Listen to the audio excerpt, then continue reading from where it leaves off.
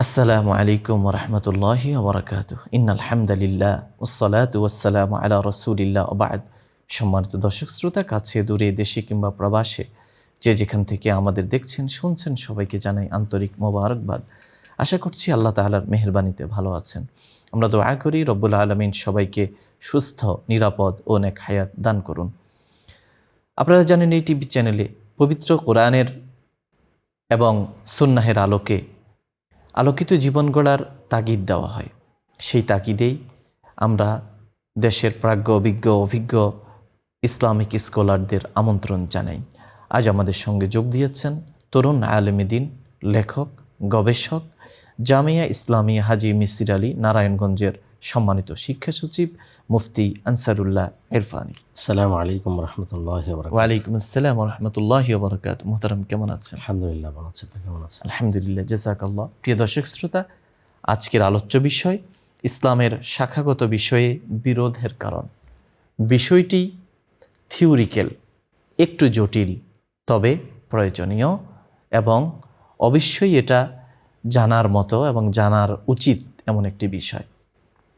আমরা অনেক সময় ইউটিউবে বিভিন্ন লেখালেখিতে, ওয়াজ মাহফিলে দেখতে পাই আলেমদের কথাবার্তায় কিছুটা ভিন্নতা। আবার আমরা জানি যে 4টি মাযহাব পৃথিবীতে প্রচলিত রয়েছে সুন্নিদের মধ্যে: হানাফি, শাফিঈ, মালিকি এবং হাম্বলি। মাযহাবগত বিরোধ আমরা দেখতে পাই। সালাত আদায় করতে গেলে মসজিদে গিয়ে দেখি কেউ আমিন জোরে বলছেন, কেউ আস্তে বলছেন, কেউ রুকুতে যাওয়ার আগে হাত তুলছেন, কেউ হাত তুলছেন না। অর্থাৎ আমরা ইসলামের বিধানগত কিছু কিছু বিষয়ে, যেটাকে আমরা শাখাগত বিষয় বলি, মৌলিক বিষয়ে কিন্তু খুব একটা বিরোধ নেই। নামাজ 5 ওয়াক্ত, সেটা মসজিদে গিয়ে পড়তে হবে। ইসলামের স্তম্ভ 5টি: কালেমা, নামাজ, রোজা, হজ, যাকাত। এবং ইসলামের যে কালেমা, সেটা লা ইলাহা ইল্লাল্লাহ মুহাম্মাদুর রাসূলুল্লাহ। এই সমস্ত বিষয়ে বিরোধ নেই। শাখাগত বিষয়ে বিভিন্ন বিরোধের কথা আমরা নানা মাধ্যমে দেখি এবং শুনি। এই বিষয়টা কেন? একই কোরআন, একই হাদিস, তারপরও বিরোধ কেন? এই প্রশ্নটা সাধারণ মানুষের মনে বারবার উদিত হয়। আজ আমরা সে প্রশ্নের জবাব খুঁজব, আমাদের সীমাবদ্ধ সময়ের মধ্যেই শুনব আমাদের অতিথির কাছ থেকে। নাহমাদুহু ওয়া নুসাল্লি আলা রাসূলিহিল কারীম, আম্মা বা'দ। ফাআউযু বিল্লাহি মিনাশ শাইতানির রাজীম। বিসমিল্লাহির রহমানির রহিম। ইয়া আইয়ুহাল্লাযীনা আমানু আতিউল্লাহা ওয়া আতিউর রাসূলা ওয়া উলিল আমরি মিনকুম। সাদাকাল্লাহু মাওলানাল আযীম। শুকরিয়া সম্মানিত উপস্থাপক এবং আলোকিত প্রতিদিনের পরিবারকে একটি সময় উপযোগী এবং মানুষের জীবন ঘনিষ্ঠ একটি বিষয় আলোচনার জন্য সিলেক্ট করেছেন। আল্লাহ পাক আমাদের বক্তা এবং শ্রোতা সকলকে এই বিষয়টি নাজাতের উসিলা হিসাবে কবুল করুন, আমিন। সম্মানিত হাজিরিন, আজকে এমন একটি বিষয় আমরা আলোচনা করব যা শুধু ধর্মীয় পরিমণ্ডলের নয়, বরং মুসলিম সমাজের ঐক্য, স্থিতিশীলতা, দাওয়াত, শিক্ষা, সমাজ সম্প্রীতি এবং বিশ্বমঞ্চের সাথে ইসলামী ভাবমূর্তির সঙ্গে গভীরভাবে সম্পৃক্ত। আর তা হল ইসলামে শাখাগত বিষয়ের বিরোধের কারণ। গুরুত্বপূর্ণ অন্যান্য বিষয়ের পাশাপাশি এই বিষয়টি সময়ের সাথে মিলিয়ে অত্যন্ত গুরুত্বপূর্ণ, কারণ এই বিষয়টি সমাজের অনেকের চিন্তা চেতনাকে ব্যস্ত করে রেখেছে। আমি শুধু সাধারণ মানুষের কথাই বলছি না, বরং জ্ঞান পিপাসুরা ও এক্ষেত্রে সম্পৃক্ত এবং তারা এই কাজে ব্যস্ত। এর কারণ হলো বর্তমানে প্রচার মাধ্যমগুলোতে শরীয়তের বিধিবিধানগুলো আগের তুলনায় খুবই প্রচার প্রসার বেড়েছে এবং তা খুব অল্প সময়ের মধ্যেই সাধারণ মানুষের কাছে পৌঁছে যায়। ফলে মানুষ যখন তার হাতে, মোবাইলে, টিভির স্ক্রিনে অথবা বিভিন্নভাবে লেখনীর মাধ্যমে মানুষ যখন বিভিন্ন স্কলারের একই বিষয়ে ভিন্ন কথাবার্তা দেখে, তখন সাধারণ মানুষের মাঝে বিশৃঙ্খলা এবং বিভ্রান্তি তৈরি হয়। ফলে এটিকে কেন্দ্র করে এক শ্রেণীর স্বার্থান্বেষী মানুষ, ইসলাম বিদ্বেষী মানুষ, তারা এটাকে কেন্দ্র করে ইসলামকে একটি খারাপভাবে উপস্থাপন করতে চায়, রিপ্রেজেন্টেটিভ করতে চায় যে ইসলাম হলো একটি ঝগড়াটে বা ঝামেলাপূর্ণ এবং একটি বিভেদপূর্ণ ধর্মব্যবস্থা, যেখানে বিভিন্ন জনের বিভিন্ন কথা। ফলে এটাকে কেন্দ্র করে কিছু সুযোগ সন্ধানী মানুষও, যেমন আপনি যেমনটি বলছেন, নামাজে কেউ আস্তে বলে আমিন, কেউ জোরে বলে, কেউ রুকুতে গেলে হাত উঠায়, কেউ উঠায় না। এ সমস্ত ক্ষেত্রে অনেকে আপত্তি করে যে আমরা নামাজটাও ঠিকমতো পড়তে পারছি না আলেমদের জন্য। এই যে মতবিরোধ, তো এই জন্য আজকের আলোচনার মাধ্যমে আমরা এই বিষয়টি পরিষ্কার করব যে মূলত এই বিরোধটি কোন ক্ষেত্রে এবং এই শাখাগত বিরোধের অবস্থান ইসলামে কতটুকু এবং এর কারণ কি। সম্মানিত হাজিরিন, এই যে সারা বিশ্বে বর্তমানে প্রায় 200 কোটির বেশি মানুষ বসবাস করে, মুসলমান বসবাস করে, তারা সকলেই কিন্তু ভাষা, বর্ণ, সংস্কৃতি, ভূগোল এবং রাষ্ট্রীয় পরিচয়ে তারা এক ও অভিন্ন, এবং তারা ভিন্ন এই সকল ক্ষেত্রে, ভাষা, সংস্কৃতি, ভৌগোলিক এবং রাষ্ট্রে। কিন্তু তাদের আল্লাহ একজন, রসুল একজন, কাবা একটি, এবং তারা কেবলাও একটি, একদিকে ফিরে তারা সকলেই নামাজ পড়ে। তাহলে এই বিষয়টি হলো মুসলমানদের প্রকৃত ঐক্যের একটি মূল এক্সাম্পল বা উদাহরণ। অর্থাৎ মুসলমানদের মৌলিক নীতিগত বিষয়ে, মৌলিক আকায়েদের বিষয়ে যথা আপনার তাওহীদ, রিসালাত এবং আখিরাত, এই মৌলিক বিষয়ের মধ্যে কিন্তু মুসলমানদের কোনো মতবিরোধ নেই, কোনো মতভেদ নেই। যতটুকু দেখা যায় তা হলো শাখাগত, ফিকহি বিষয়ে, ইজতিহাদি বা গবেষণাগত বিষয়ে, নফল, মুস্তাহাব, এই সমস্ত বিষয়ের মধ্যে।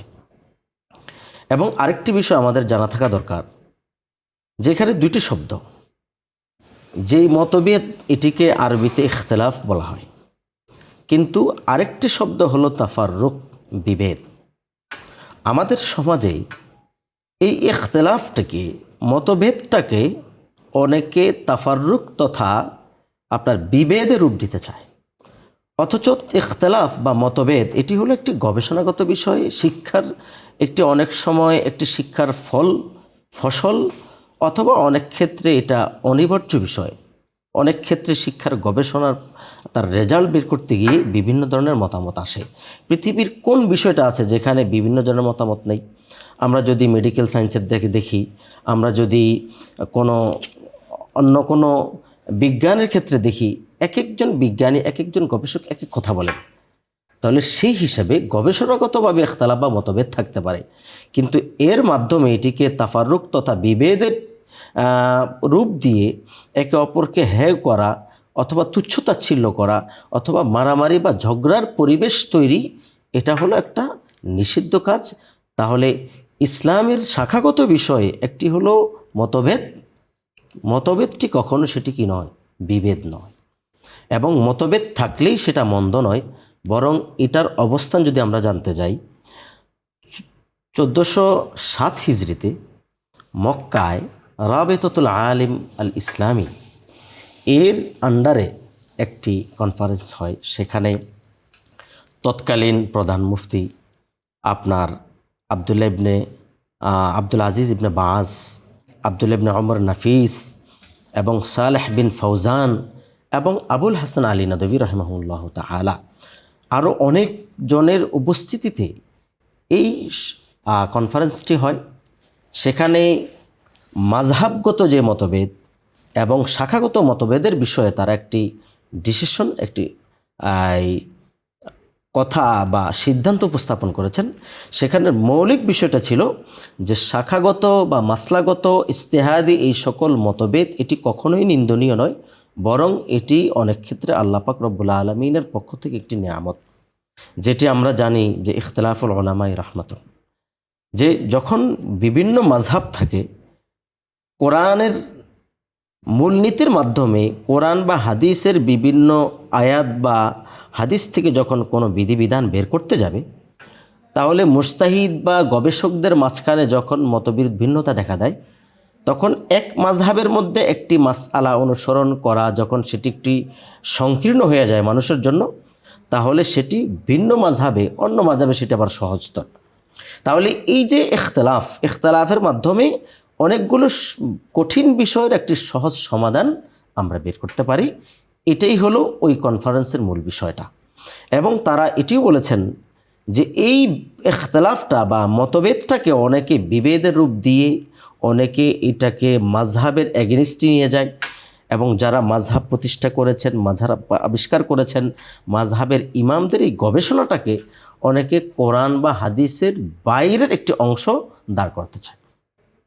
এবং এই গবেষণার পরে সেখানে বিভিন্ন যে আমি যাদের কথা বলেছিলাম, আব্দুল আজিজ ইবনে বাজ এবং উসাইমিন, সালেহ ইবনে ফাউজান, ওনারা কিন্তু অনেকেই কিন্তু আমাদের বর্তমানে দেশে বিভিন্নভাবে ওনাদেরকে এমনভাবে হাইলাইট করতে চায় যে তারা আসলে কোনো মাযহাবের লোক নয়, বা তারা ভিন্ন কোনো আলাদা বিশ্বাসের লোক, এই ধরনের কিছু প্রমাণ করতে চায়।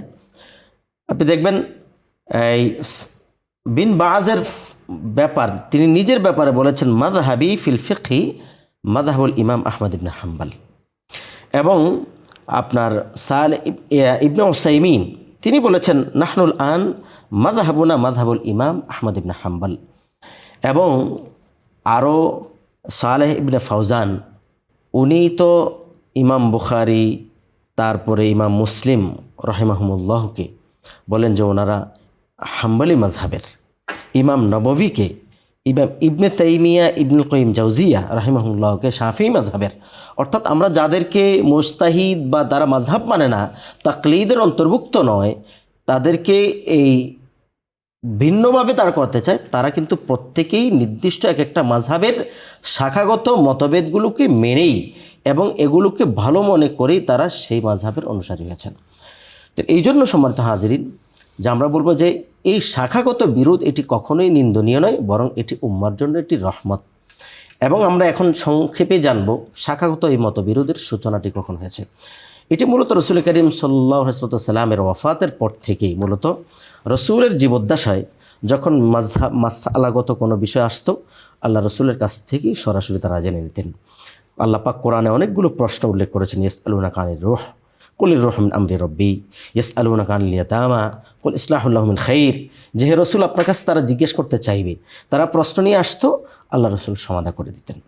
কোনো বিরূপ বিষয় যদি তাদের কাছ থেকে প্রকাশ পেত, আল্লাহ পাক সেটাকেও শুধরিয়ে দিতেন। ইয়া আইয়ুহাল্লাযীনা আমানু লা তাকুলু রাঈনা ইয়া আইয়ুহাল্লাযীনা আমানু লা তারফাউ আসওয়াতাকুম, যে তোমরা আমার রসুলের সামনে আওয়াজ বড় করবে না।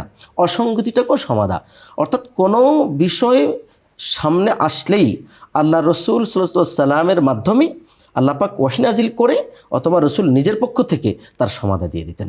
কিন্তু রসুলের ওফাতের পরে তখন বিভিন্ন বিষয় যখন আসতে লাগলো, যার সরাসরি প্রমাণ কোরআন বা হাদিসে ছিল না, এই সমস্ত ক্ষেত্রে সাহাবে একরামের মধ্যেও বিভিন্ন বিষয়ে মতভেদ দেখা দিয়েছে। যেখানে এই যে রসুলের ইন্তেকালের পরে খলিফা নির্বাচন নিয়ে মুহাজিরিনরা তাদের অগ্রাধিকারের কথা বলেছেন, আনসার সাহাবীরা তাদের কথা বলেছেন, উভয়ের যুক্তি সঠিক ছিল। এবং পরবর্তীতে যখন ইসলামী রাষ্ট্রের পরিধি বিস্তৃত হতে থাকে, বিভিন্ন ভাষা এবং সংস্কৃতির সাথে মানুষ যখন মিশ্রিত হতে থাকে, তখন বিভিন্ন এমন নতুন মাসলা মাসাইল আসতে থাকে, যার সমাধান সরাসরি কোরআন বা হাদিসে ডাইরেক্ট ছিল না।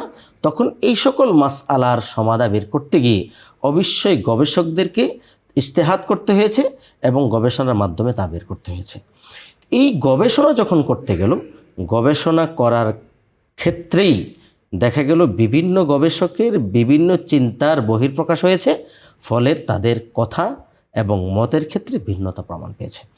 আমরা তার সংক্ষেপে কয়েকটি কারণ আমরা যদি দেখি, 1 নম্বর হলো যে কোরআনের বিভিন্ন আয়াত দেখা যায় মুজমাল বা অস্পষ্ট, যেগুলো ব্যাখ্যার প্রমাণ আছে, হ্যাঁ, ব্যাখ্যার প্রয়োজন আছে। ব্যাখ্যার প্রয়োজন আছে।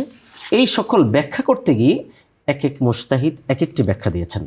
যেমন আমরা দেখি এই যে কোনো মহিলা ডিভোর্স হয়ে গেলে তার ইদ্যতটা যে পালন করতে হয়, হাত্তা তানকি হাজাউজান গায়রা, এখানে ইয়াতারাব্বাসনা বিআনফুসিহিন্না সালাসাতা কুরু, যে কুরু শব্দটি এটি পবিত্রতার জন্য এসেছে, তুহুর, আবার এটি হায়েজ তথা ঋতুস্রাবের জন্য। অর্থাৎ আরবি ভাষায় একই শব্দ একাধিক অর্থ ধারণ করে। জি, এই একাধিক অর্থ ধারণ করার কারণে এখন কোন অর্থ আমরা নিব এটা নির্ণয় করতে গিয়ে মতবিরোধ হয়ে গেছে। এবং এই মতবিরোধ আমরা করিনি, বরং এটা ভাষাগত বৈশিষ্ট্যের কারণে তৈরি হয়েছে। এবং নেক্সট পয়েন্ট, যেমন আপনার কেরাতের ভিন্নতা আছে। আল্লাহ পাক যে রসুল বলেছেন উনজিলাল কোরআন আলা সাবাতি আহরুফ, যে 7টি লাহাজায় কোরআন নাজিল হয়েছে, তাহলে সেখানে 7 ভাবে কোরআন পড়া যায়। যেমন ইয়া আইয়ুহাল্লাযীনা আমানু ইযা কুমতুম ইলাস সালাতি ফাগসিলু, এই উযুর আয়াতের শেষের দিকে আরজুলাকুম আরজুলিকুম, দুইটি কেরাত আছে, ফাতা জবরের সাথে আছে, জেরের সাথেও আছে। তো যারা এবং জবর জের পার্থক্য হওয়ার কারণে অর্থটা বেশ কম হয়ে গেছে।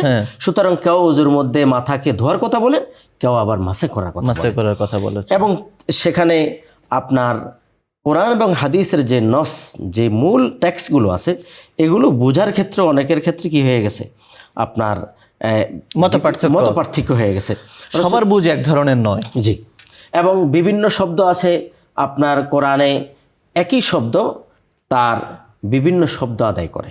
যেমন মিন, এটি কখনো কখনো অংশ বোঝায়, কখনো কখনো তার বর্ণনা দিচ্ছে, ফাজতানিবুর রিজসা মিনাল আওসান, বর্ণনা দিচ্ছে। আবার কখনো লাং তানালুল বিররা হাত্তা তুনফিকু মিম্মা তুহিব্বুন, অংশ বোঝায়। এই যে ভিন্নতার কারণে মতের ভিন্ন পার্থক্য প্রমাণ হয়। এবং সাথে সাথে বিভিন্ন কোরআন এবং হাদিসের তাআরুজুল আদিল্লা, বিভিন্ন হাদিস আছে যে স্ববিরোধী নয়, বরং হলো কোরআন সুন্নাহের যে যখন নাজিল হয় তখন সূচনা লগ্নে কিছু বিধান এক ধরনের ছিল, পরবর্তীতে সেগুলোকে মানুষের অবস্থা, সুবিধা অসুবিধা বিবেচনা করে সেটাকে মডিফাই করা হয়, রহিত করা হয়।